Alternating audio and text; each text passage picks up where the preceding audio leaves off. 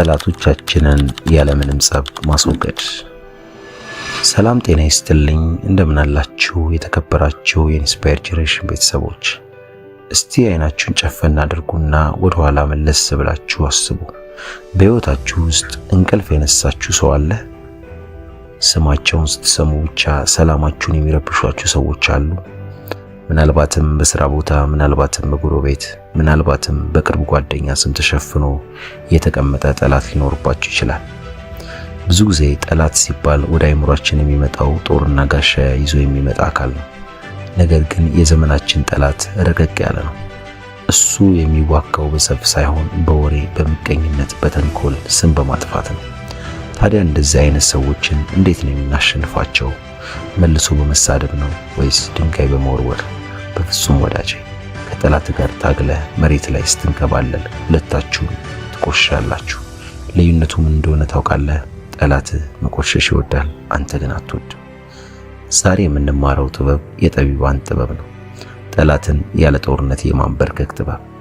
እጃችንን ሳናቆሽሽና ድምፃችንን ሳናሰማ እንዴት ጠላታችንን ከሕይወታችን ገጽ ላይ ማጥፋት እንደምንችል የሚያሳዩ 7 ስውር ስልቶችን በጥልቀት እንመለከታለን። እነዚህን ስልቶች ከተጠቀምክ ጠላቶች ወይ ወዳጅ ይሆናሉ፣ ካልሆነ ደግሞ በራሳቸው ጦር ተወግተው ይወድቃሉ። አብራችሁን ቆዩ። የመጀመሪያውና ዋነኛው ስልት የትኩረት ነዳጅ መከልከል ነው። እስቲ አስቡት፣ እሳት የሚነዳው በምንድን ነው? በእንጨትና በኦክስጅን ነው አይደል?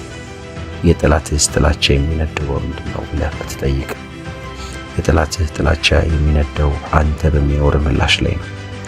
ጠላቶችህ አንተን ሲሰድቡ ወይም ሲያሙ የሚፈልጉትን አንድ ነገር ብቻ ነው፣ እሱም የአንተን ትኩረት። አንተ እንድትበሳጭ፣ እንድትናደድና እንድትመልስላቸው ይፈልጋሉ። ልክ መልስ ስትሰጥ ያንን እሳት ነዳጅ አርከፈከፍክበት ማለት ነው። ብልህ ሰው ግን ምን ያደርጋል መሰለህ? ጎስት ሞድ ወይም የመንፈስ ማንነት ውስጥ ይገባል። ስለ እርሱ ሲወራ እንዳልሰማ ይሆናል። ሲሰድቡት ዝም ብሎ ያልፋል። ይህ ዝምታ ለጠላት ከባድ ቅጣት ነው። ለምን መሰለ? ሰውየው ጋር እንዳሳጣኸው ይገባዋል። መናቁ ይገባዋል። ላንተ ክብር የማይመጥን ትንሽ ፍጡር እንደሆነ ሲያውቅ በውስጡ ይቃጠላል። ወዳጄ፣ ዝምታ ምላሽ ማጣት አይደለም። ዝምታ የበላይነት ማረጋገጫ ነው። ጠላት ሲጮህ አንተ ጆሮ ዳባ ልበስ ብለህ በፈገግታ ስትራመድ ያ ሰው የራሱ ጩኸት ብቻ ሰምቶ ያብዳል።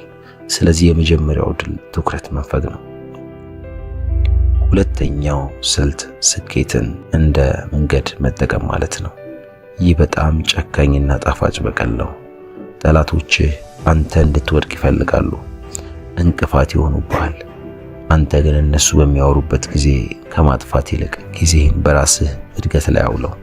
እነሱ ስለ አንተ ሲያወሩ አንተ መጽሐፍ አንብብ። እነሱ አንተን ለማጣል ጉድጓድ ሲቆፍሩ አንተ መሰላል ሰርተህ ውጣ።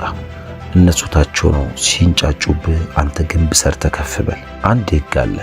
ወደ ላይ ከፍ ባልክ ቁጥር ታች ያሉትን ሰዎች እያነሱ ይሄዳሉ። ንስር ወደ ላይ ከፍ ሲል ቁራዎችን መከተል አይችሉም፣ አየር ያጥራቸዋል። አንተም በስኬት ከፍ በል። ያኔ ጠላቶችህ አንተን ማግኘት አይችሉም። ድምፃቸውም አይሰማህም፣ አቅማቸውም አይደርስብህ። ጠላትን ለማናደድ ከፈለክ ተሳክቶ ለመገኘት ነው። ያንተ መኪና መቀየር፣ ያንተ መመረቅ፣ ያንተ ቤተሰብ መመስረት ለነርሱ ከጥይት በላይ ያማቸዋል። ስለዚህ በስራ ገደላቸው፣ በፈገግታ ቅበራቸው። ሶስተኛው ስልት የማይገመት መሆን ወይም the art of unpredictability ነው። ጠላትህ ሁሌም ያንተን ቀጣይ እርምጃ ይጠባበቃል። ከነገርከኝ ይመልስልሃል፣ ከነካሁት ይጮሃል ብሎ ይገምታል። አንተ ግን ጠላት የገመተውን በፍጹም አታደርግም። ግራ አጋባው። ክፉ ሲናገር መልካም ተናገር፣ ሲጠብቅህ አትገኝ፣ ሲገፋህ ሳቅ። ጠላት ያንተን ባህሪ መተንበይ እስኪያቅተው ድረስ ይረብሻል። መሳሪያው እንዳልሰራ ይገባዋል። ለምሳሌ አንድ ሰው ሲያናድድ አስቦ ዛሬ እኮ ልብስ አያምርም ቢልህ አንተ ተናደህ ከመመለስ ይልቅ እውነት ነው ዛሬ አመራረጡ አልተሳካልኝም፣ አመሰግናለሁ፣ አስተያየት ግን ይጠቅመኛል ብለህ ፈገግ ብለህ ያለፍ። በዚህ ጊዜ ምን ይፈጠራል መሰለህ? ያ ሰው የጠበቀው ጦርነት ነበር፣ አንተ ግን ሰላም ሰጠኸው። የጠበቀው ንዴት ነበር፣ አንተ ግን ምስጋና ሰጠኸው። የግራ መጋባት አይምሮን ይበጠብጠዋል። እናም አንተን እንደማይችል አውቆ እጁን ይሰጣል ማለት ነው። 7ኛው ስልት ርኅሩህ የመሆን ጥበብ ነው። ይህ ለአንዳንዶች ሞኝነት ሊመስለን ይችላል። ግን ስለ ልቦናዊ ጦርነት እንደመሆኑ መጠን አብርሃም ሊንከን ምን አለ መሰለህ? ጠላቶቼን ወዳጅ ሳደርጋቸው ጠላቶቼን አጠፏቸው አይደል አለ። አንዳንድ ጊዜ ጠላቶቻችን ጠላት የሚሆኑብን እኛን ጠልተውን ሳይሆን በራሳቸው ሕይወት ስላልተደሰቱ ነው። በውስጣቸው ያለውን ባዶነትና ሕመም እኛ ላይ ያረገፉ ሊሆንም ይችላል። ይህን ከተረዳህ ታዝንላቸዋለህ እንጂ አትናደድባቸው። አንድ ሰው መርዝ ሲተፋብህ አንተ ውሃ ጠጣው። ይህ ማለት ተሸነፍክ ማለት አይደለም። ይህ ማለት ከአንተ በላይ አዋቂና በሰላም የጠነከረ ሰው የለም ማለት ነው። አንዳንዴ ለጠላት የምታደርገው ድንገተኛ በጎ ነገር ልቡን ይሰብረዋል፣ ጥላቻውንም ያቀልጠዋል። እሳት ላይ ውሃ እንደማፍሰስም ነው። 5ኛው ስልት የድንበር ግንባታ ነው። ጠላትህን ማስወገድ ማለት አንዳንድ ጊዜ በአካል መራቅ ማለት ነው። የምትሉበትን ቦታ ቀይር፣ የምታያቸውን ነገሮች ቀይር፣ ስልክህን አጥፋ፣ ብሎክ አድርግ። ይህ የመሸሽ ምልክት አይደለም። ይህ የራስን የአእምሮ ሰላም የመጠበቅ ብልህነት ነው። መርዝ ያለበት ብርጭቆ አለመጠጣት ፍርሃት ሳይሆን ጥንቃቄ ነው። አሉታዊ ኃይል ካላቸው ሰዎች ራስን አርቅ። በዙሪያ ጠንካራ አዎንታዊና ድጋፍ የሆኑ ሰዎችን ሰብስብ። አንበሳ ከአንበሳ ጋር ይውላል፣ ጅብ ከጅብ ጋር ይውላል። አንተ የአንበሳ መንጋ ስትቀላቀል ጅቦች ወደ አንተ መምጣት ይፈራሉ። የአንተ ክበብ ወይም ሰርክል ጠንካራ ሲሆን ጠላቶች ቦታ ያጣሉ። 6ኛው ስልት ስሜትን የመቆጣጠር ጥበብ ነው። ጠላትህ አንተን ለመቆጣጠር ለሚጠቀመው የሪሞት ኮንትሮል ያንተ ስሜት ነው። ከተናደድክ እርሱ አሸነፈ፣ ከተረበሽክ እርሱ አሸነፈ ማለት ነው። ነገር ግን አንድ አለት ሁን። አንተ እንደ አለት ስትሆን ማዕበሉ ይመታሃል፣ ይመለሳል። ነገር ግን እዛው ነህ። ስሜትህን ለጠላት አሳልፈህ አትስጥ። የሚያናድድ ነገር ሲገጥምህ ወደ ውስጥ ተመለስ። ጥልቅ ትንፋሽ ውሰድና ይህ ሰው በእኔ ስሜት ላይ ስልጣን የለውም ብለህ ለራስህ ንገረው። የተረጋጋ ሰው ሁሌም የበላይ ነው። ጠላትህ ሲያይ ይህ ሰው ምንም ነገር አይነካውም ብሎ ተስፋ ይቆርጣል። ተስፋ የቆረጠ ጠላት ደግሞ በራሱ ይወድቃል። 7ኛውና የመጨረሻው ስልት ደግሞ ራስን ከመውቀስ መውጣት ነው። ብዙ ጊዜ ሰዎች ሲጠሉ እኔ ምን አጥፍቼ ነው ብለን ራሳችንን እንወቅሳለን።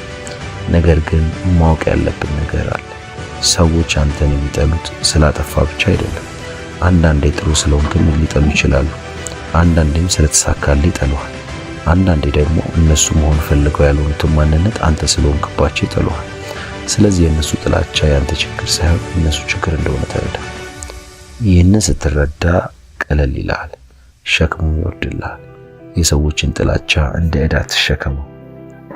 መሬት ላይ ጣለውና ተራመደ፣ እልፍ በል። እንግዲህ የኢንስፓየር ጄኔሬሽን ቤተሰቦች ጠላትን ያለምንም ጸብ ማስወገድ ማለት የግድ ማጥፋት ማለት አይደለም። ጠላትን ማስወገድ ማለት ተጽዕኖአቸውን ማስወገድ ማለት ነው። ሰላምህን ማስጠበቅ ማለት ነው።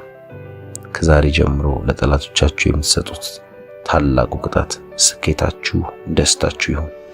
በጠላት በሚወረወርባችሁ ድንጋይ ቤት ስሩበት እንጂ አትምቱበት። የተወረወረላችሁን ጡብ ተጠቅማችሁ መሰላል ስሩበት። ሕይወት አጭር ናት። በጥላቻ የምናባክነው ጊዜ ሊኖረን አይገባም። ጠላቶቻችሁን ተውና እናንተ ወደ ብርሃን ተራመዱ። ውሾች ይጮሃሉ፣ ግመሉ ግን ጉዞውን ይቀጥላል። እናንተ ግመሉን ሁኑ።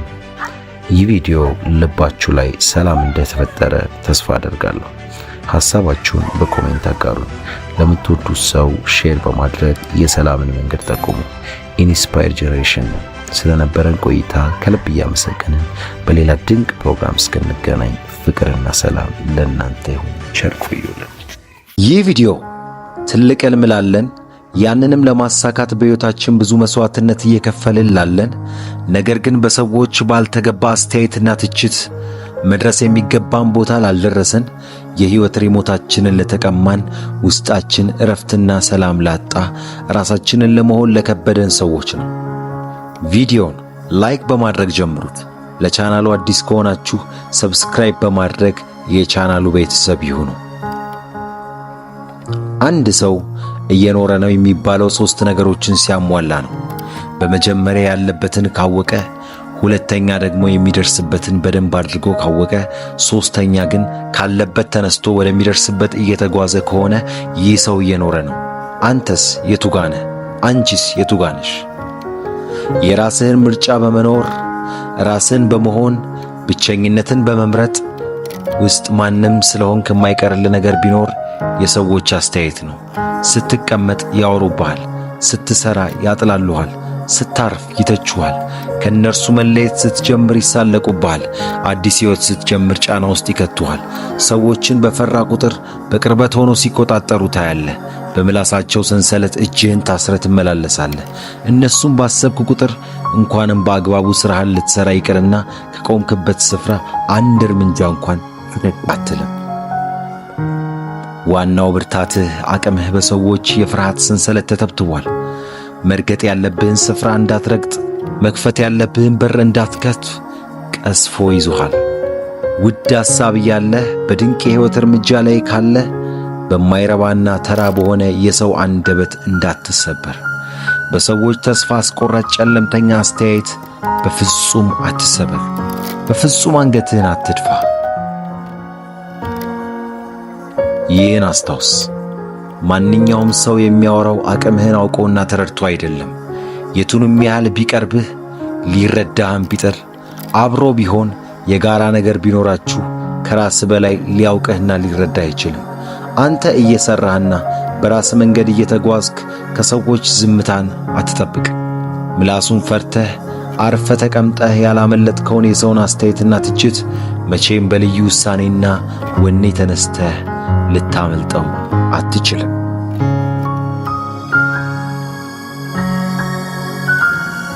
አንተ ባለህበት እነርሱም አሉ። የብርታትህና የጥንካሬ ውጤት የሰዎች አስተያየት አይደለም። እነርሱ የማያልቅ አስተያየት ያዝንቡብህ፣ አንተም የማያቋርጥ ጥረትህን ቀጥል።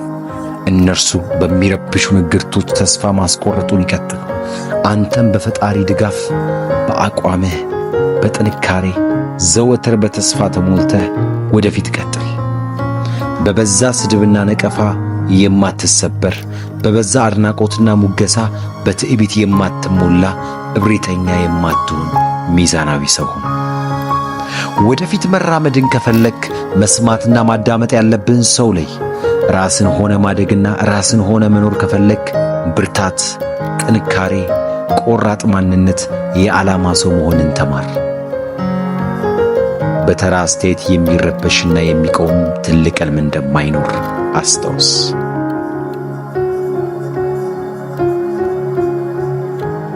አንተነትህን፣ ሐሳብህን፣ ተግባርህን ለማሳነስና ዋጋ ለማሳጣት ሲጠቋቆሙብህ የነበሩ ጣቶች፣ ለትችት የተሰነዘሩ ምላሶች ማጨብጨብና ማሞጋገስ እስኪጀምሩ ድረስ እንቅልፍ አይውሰድህ። ረፍት ብሎ ነገር የለም። እጅ አትስጥ። ነገሮች እንዳሰብከው ቀላል አይሆኑም። በአንተ የተወደደው ሁሉ በሌላው ዘንድ ቦታ ላይኖረው ይችላል። አንተ እንከን አልባ ነህ በምትለው ሌላው ብዙ እንከን ሊያወጣለት ይችላል። የሰው ልብ ውስጥ ለመግባት ተቀባይነትን ለማግኘት ረጅም የማያቋርጥ የጥረት የልፋትና የትጋት መንገዶች ሊጠብቁ ይችላሉ። መውደቅ፣ መነሳት፣ መገፋት፣ መተቸት፣ መንቋሸሽ፣ ተቀባይነት ማጣት በጉዞ ላይ ያጋጥማል። ስለዚህ በፈለግከውና በማንኛውም ሰዓት ይሁንታ ላታገኝ ትችላለህ። በቅድሚያ ብዙ መገፋት ሊደርስብህ እንደሚችል ማሰብና መዘጋጀት ብልህነት ነው። ቶሎ ከነቃ ወደ ራስ መመልከት ስትጀምር፣ ወደ እርምጃ በገባ ቁጥር ነገሮች ሲሰካኩ ትመለከታለህ። ሰዎች ምን ይሉኛል አትበል። መቼም በዚህ ምድር ላይ ራስን እንደመሆን የሚያስደስት ነገር የለም። ስለዚህ የአእምሮ ነፃነትህን ለማንም አሳልፈ አትስጥ። ሰዎች ምን ያስባሉ ብለህ አጉል ጭንቀት መጨነቅና ማንም ያንተን ሕይወት ምንም ሊያደርገው አይችልም። የሕይወትህን መሪ የሚቆጣጠረው ማን ነው? ቤተሰብ ነው? ጓደኛ? በዙሪያ ያለ ሰው ነው? አንድ መሪ ለሁለት አያዝም። የመኪናው መሪ ሕይወት ነው። ሕይወትን ለሁለት የምትመራው ከሆነ፣ በሌሎች አስተሳሰብ የምትመራው ከሆነ ወደ ገደል ነው የምትገባው። ስለዚህ በአንተ ሕይወት የሚያዘው ማን ነው? ጊዜህን፣ ገንዘብህን፣ ጉልበትን የሚያዝበት ማን ነው? አንተና ፈጣሪ ካላዘዛችሁበት ሰዎች እንደ ጥላ ናቸው። ፀሐይ ሲገባ ይበተናሉ። አንተ ስትደምቅ ሲኖር ብቻ ነው የሚከተል። ከሌለ ማንም አጠገቤ የለም። ስለዚህ ራስህ ነው። ሰዎች የሚፈልጉን ጥንካሬያችን እስካለ ድረስ ብቻ ነው። ምን ይሉሃል መሰለ? እሱ እኮ ያመነበትን ነው የሚያደርገው። ለምን? ስትጠነክር፣ ራስ ላይ ስታተኩር ሁሉም ያከብርሃል። ባይወዱም እንደ አንተ መሆን ግን ይጓጓሉ። ለራስህ ቅድሚያ ስጥ። እሳቱ ላይ የምትጣደው አንተ ነህ። ምንም ቢሆን ብትታመም፣ ችግር ቢደርስብህ፣ ብትከስር፣ ቤተሰብ ጓደኛ አይዞ ሊልህ ይችላል እንጂ ሕመምህን አብሮ አይታመምልህ። ለራስህ መኖር መጀመር አለብህ። ለራስህ የምትሰጠው ቦታ መቀየር አለበት። ውድ የቻናሌ ቤተሰቦች ለዛሬ ለእናንተ ይዤላችሁ የቀረብኩት የጓደኛውን ሚስጥር አደባባይ ላይ ያሰጣል። እምነት የሚባል ነገር አይገባውም። ዛሬ የነገርከው ነገ ለጠላት ይናገራል። ለምን መሰላችሁ? በወሬ ካልሆነ በስተቀር የሰዎችን ትኩረት መሳብ እንደማይችል ስለሚያውቅ ነው። ወሬ በማቀበል ተፈላጊ ለመሆን ይጥራል። ነገር ግን በዚህ ባህሪው ሰዎች ይርቁታል። ማንም ልቡን አይሰጠውም። ብቸኝነት የመጨረሻ ዕጣ ፈንታ ይሆናል። ወዳጄ፣ ሰው የሚያምነው ሆደ ሰፊ የሆነን ሰው እንጂ አፈ ሰፊ የሆነን ሰው አይደለም። ሰባተኛ ምልክት፣ በሰው ውድቀት ይደሰታል። ይህ የክፋት ሁሉ ቁንጮ ነው። ሞኝ ሰው ራሱን ማሳደግ ስለማይችል ሌሎች እንዲወድቁ ይመኛል። የሰው ደስታ ያመዋል፣ የሰው ሳቅ ያናደዋል። ጓደኛው ሲያድግ እንኳን ደስ አለህ ይላል፣ ግን በውስጡ ይቃጠላል። ምቀኝነት የሞኝ ሰው በሽታ ነው። ብልህ ሰው ግን በሰው ስኬት ይነሳሳል። ሰው ሲያድግ ሀገር ያድጋል ብሎ ያምናል። ሻማ በሻማ ቢለኮስ ብርሃኑ ይጨምራል፣ አይቀንስም። ሞኝ ሰው ግን ይህን አይገባውም። የሌላውን ሻማ በማጥፋት የእሱ የሚደምቅ ይመስለዋል። ስምንተኛ ራስን ያለማሳደግና የሰበብ በሽታ ነው። ዘጠነኛው ምልክት ሞኝ ሰው ስለ ሰው ሲያወራ፣ ስለ ፖለቲካ ሲተነትን፣ ስለ ኳስ ሲከራከር ይውላል። ስለ ጎረቤት ሲያወራ ጊዜውን ይጨርሳል። ነገር ግን ስለ ራሱ ሕይወት ለአንድ ደቂቃም አያስብም። መጽሐፍም አያነብም። አዲስ ክህሎት አይማርም። ጊዜው ሲሄድ ዕድሜው ይጨምራል፣ እውቀቱ ግን እዛው ነው ያለው። መቀየር የሚባል ነገር በእሱ መዝገበ ቃላት ውስጥ የለም። አምና የነበረውም ሰው ዛሬም ያው ነው፣ ዘንድሮም ያው ነው። ውሃ እንኳን ካልፈሰሰ ይበላሻል። ሰው ካልተቀየረ ይሞታል። ሞኝ ሰው በቁሙ የሞተ ነው። ምክንያቱም እድገት ያቆመና ነገሩ ሁሉ ሞት ነውና ነው። የመጨረሻው መልእክት፣ ይህ በጣም ወሳኝ ነጥብ ነው። ሞኝ ሰው ኃላፊነት መውሰድ ይፈራል። ለድህነቱ መንግስትን ይወቅሳል። ለእውቀት ማነሱ መምህርን ይወቅሳል። ለባህሪው ቤተሰቡን ይወቅሳል። ሚስቱ ስትሄድበት እሷን ይወቅሳል። መጥፎ ነው ይላል። ከስራ ሲባረር አለቃዬ ነው መጥፎ ይላል። ሁሌም ጣቱን ወደ ሰው ይቀስራል። ግን ወደ እሱ የተቀሰሩትን ሶስቱን ጣቶች መመልከት አይችልም። እኔ ጋር ችግር አለ ብሎ ወደ ውስጥ አይመለከትም። ራሱን እንደ ተጎጂ ወይም እንደ ቪክቲም አድርጎ ያቀርባል። ኃላፊነት አለመውሰድ የሕፃናት ባህሪ ነው። ብልህ ሰው ግን ሕይወቴ የኔ ውጤት ነው ብሎ ያምናል። እንግዲህ የኢንስፓየር ጄኔሬሽን ቤተሰቦች እነዚህ 10 ነጥቦችን ስንመለከት ዓላማችን ሰውን ለመፈረጅ ወይም ለመስደብ አይደለም። ዓላማችን መስታወቱን ወደ ራሳችን እንድናዞር ነው። እስቲ ራሳችንን እንጠይቅ። እኔ ስሜታዊ ነኝ ወይስ አስተዋይ ነኝ? እኔ ኃላፊነት ወስዳለሁ ወይስ ሰበብ እደረድራለሁ? እኔ ነገን አስባለሁ ወይስ ዛሬን እበላለሁ? ጥበብ ማለት ሁሉንም ማወቅ ማለት አይደለም። ጥበብ ማለት አለማወቅን አውቆ ራስን ለማረም መዘጋጀት ማለት ነው። ዛሬ የለውጥ ቀን ይሆንልን። የሞኝነትን ካባ አውልቀን የጥበብን ልብስ እንልበስ። ንባብ የአእምሮ ምግብ ነው። ትህትና የክብር መሰረት ነው። ማዳመጥ የእውቀት ሁሉ ምንጭ ነው። እነዚህን ይዘን ከተጓዝንም ዓለም መንገዷን ትለቅልናለች። ይህ ቪዲዮ በውስጣችሁ የሆነ ነገር እንደነካ ተስፋ አድርጋለሁ። እነዚህ 10 ነጥቦች ውስጥ የትኛውን በራሳችሁ ወይም በምታውቁት ሰው ላይ አስተውላችሁ ታውቃላችሁ? በኮሜንት ላይ አካፍሉ። ቪዲዮውን ላይክ እና ሼር በማድረግ ለሌሎች ብርሃን ሁኑ። ሰብስክራይብ ያላደረጋችሁ ቤተሰቡን ኢንስፓየር ጄኔሬሽን ስለነበረን ቆይታ ከልብ እናመሰግናለን። በሌላ ጥልቅና አስተማሪ ቪዲዮ እስክንገናኝ ድረስ ጥበብ ከእናንተ ጋር ትሁን። ሰላም ቆዩልን።